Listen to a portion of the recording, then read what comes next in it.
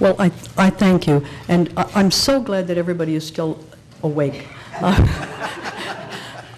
I'm Lesli Morris. I live at 1023 Young Place, and I will sign that on the sheet in a minute.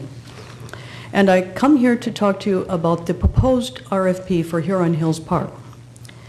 Ann Arbor likes parks. Since 1966, every single park ballot issue has passed. That's more than 40 years. In the late 1980s, I was part of a group that put a park acquisition millage on the ballot by petition. To my knowledge, that is the only time in Ann Arbor's history that taxes were raised as the result of a citizen petition. It was an interesting experience. I collected 300 signatures. The most interesting part for me was that only 2 people I approached for signatures declined to sign. One said he thought we had other priorities.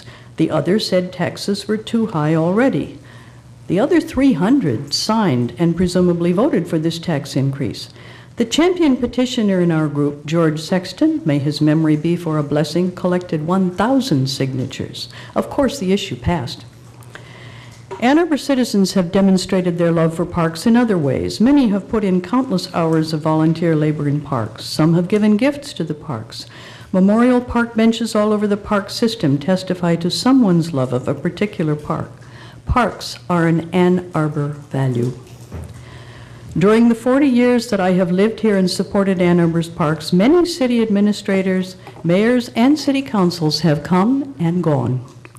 Some have understood this Ann Arbor value, but others have found it hard to understand.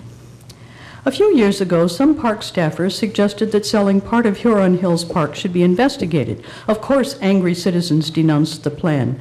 The result was a charter amendment to the effect that any sale of parkland would require a public vote. We citizens are grateful to you, Mayor and Council, for proposing this charter amendment.